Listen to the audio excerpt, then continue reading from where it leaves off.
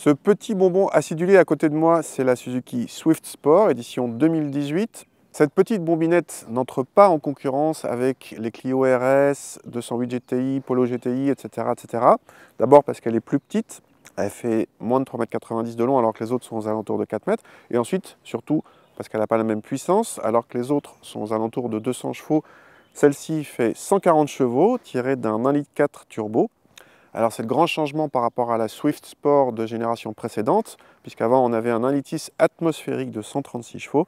Cette Swift Sport édition 2018 n'existe qu'en 5 portes, mais elle garde son petit côté coupé grâce aux poignées qui sont cachés dans le montant, comme toutes les autres Swift. Cette version sportive se reconnaît essentiellement de l'arrière avec un petit béquet et la double sortie d'échappement dans un diffuseur façon carbone, s'il vous plaît. À l'intérieur, les différences avec les Swift normales viennent des sièges plus enveloppants et des décorations rouges sur la planche de bord, la console ou les contreportes. Le contour à fond rouge est également spécifique. Les plastiques sont tous durs, mais la présentation reste convenable pour la catégorie et de toute façon, cette Swift Sport n'a aucune prétention luxueuse, même si son équipement de série est très complet pour le segment, notamment en aide à la conduite. À l'arrière, l'habitabilité est surprenante vu l'encombrement et deux adultes peuvent prendre place confortablement avec de l'espace aussi bien pour leurs jambes que pour leur tête. Le coffre est inférieur à la moyenne de la catégorie, mais reste correct en frôlant les 300 décimètres cubes. L'intérêt de cette Swift Sport, c'est 140 chevaux pour moins d'une tonne. Donc on n'est pas dans la catégorie des très sportives, mais on a de l'agrément de conduite, on a des performances mesurées à moins de 29 secondes pour le millimètre de départ arrêté.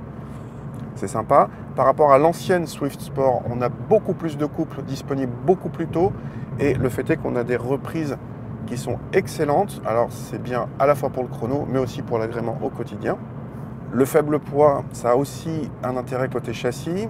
On a une voiture qui est un petit peu ferme à basse vitesse, mais qui devient plus souple, plus polyvalente sur route.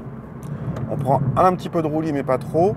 Le faible poids induit peu d'inertie, donc une très bonne agilité.